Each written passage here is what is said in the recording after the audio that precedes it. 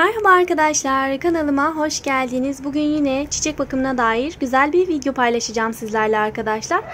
Artık sonbahar geldi. Çiçeklerimize yavaş yavaş sonbahar bakımlarını yapmamız gerekiyor. Bugün begonya çiçeğime sonbahar bakımı yapacağım. Bu videomda özellikle sonbahar bakımı yaparken nelere dikkat etmeniz gerekiyor.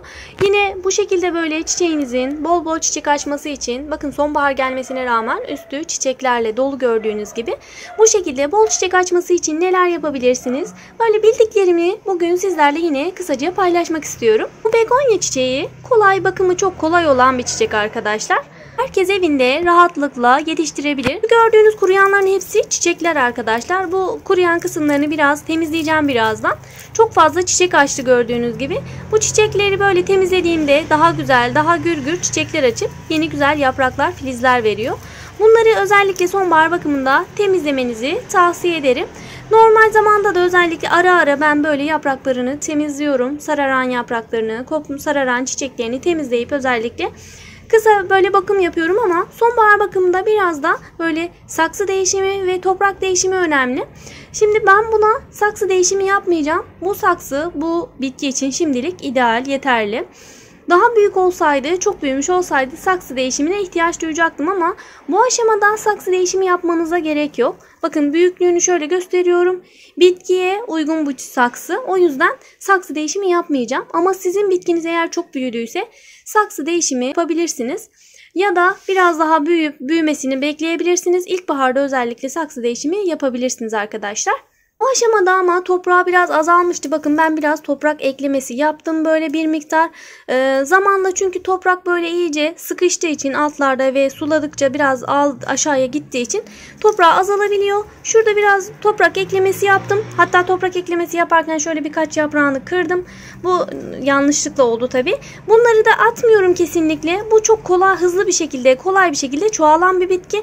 Hemen böyle toprağına gömmeniz yeterli olur. Kendiliğinden çoğalır.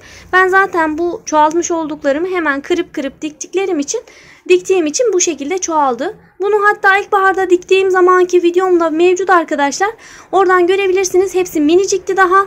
Bunlar çok hızlı bir şekilde bakımına özellikle dikkat ederseniz hızlı bir şekilde çoğalıyor ve bol bol çiçek açıyor. Çiçek açması için de her zaman söylediğim gibi böyle evde bitki besini tariflerini uygulayarak böyle bol bol çiçek açmasını sağlayabilirsiniz. Kanalımda birçok bitki besini tarifi de mevcut arkadaşlar. Onları uygulayabilirsiniz. Ben dönüşümlü olarak 15 günde bir ya da ayda bir zamanım oldukça böyle çiçeklerime evde hazırlamış olduğum bitki besinleri tariflerini uyguluyorum. Kuru maya ve aspirinli su, muz kabuğu suyu, yumurta kabuğu suyu, bu ve buna benzer bitki besini tarifleri kanalımda mevcut arkadaşlar. Onları dönüşümlü olarak 15 günde bir veya ayda bir çiçeklerinize verirseniz hem çok güzel gelişir hem de böyle bol bol çiçek açarlar. Normalde bu bitkim çok daha iyi gelişebilirdi ama maalesef bakın şöyle üstlerini göstereyim. Bunda aksinek hastalığı oluştu. Bu aksinek hastalığı da böyle yaprakların yapışkan olmasını ve böyle biraz daha tabii bu da gelişimini yavaşlatıyor. Bu hastalıktan kaynaklı olarak biraz yavaşladı gelişimi ama sonradan tabii ki hastalıkla mücadele ettikten sonra kendine geldi, topladı ve yine bol bol çiçekler açmaya başladı. Bu bitkide özellikle size bir tavsiyem daha var arkadaşlar. Böyle dışarıdaki bitkileri özellikle şöyle spreyle üstlerine doğru sulama yaparsanız çok daha hızlı bir şekilde gelişir ve çiçeklenir. Buna da dikkat edebilirsiniz. Bol çiçek açması için bu uygulamayı da yapabilirsiniz. Evdeki salon bitkilerinize de yine aynı şekilde üzerine spreyle böyle su püskürtürseniz yapraklarının özellikle tozu falan da gittiği için daha iyi gelişiyor ve güzelleşiyor. Son olarak bir konuya daha değinmek istiyorum arkadaşlar. Biliyorsunuz artık yavaş yavaş havalar soğumaya başladı. Soğuk havalarda bu çiçeğe nerede bakabilirsiniz? Şimdi ben özellikle sıcak bir iklimde yaşadığım için bizim burada genellikle eksi 1'lere 2'lere kadar maksimum düşüyor. Onun dışında çok soğuk olmadığı için bu balkonda duruyor sürekli benim de. Ama tabii ki siz soğuk iklimde yaşıyorsanız kapalı balkonunuz varsa cam balkonda, kapalı balkonda durabilir. Yani dediğim gibi eksi 1-2 dereceye kadar dayanabiliyor ama ondan daha fazla dayanır mı? Nasıl olur? O konuda çok deneyimim yok. Bilemiyorum maalesef. Ama sıcak iklimlerde, Akdeniz ikliminde dışarıda kalabilir. İlkbahar geldiğinde yine böyle kuruyan dalları özellikle budarız, temizleriz. Saksı değişimi veya toprak eklemesini yapmamız gerekirse yaparız. Yine aynı şekilde bakmaya devam ederiz ve bol bol bu şekilde büyür, gelişir. Çok güzel bir çiçek bu arkadaşlar. Herkes evinde kolaylıkla bakabilir.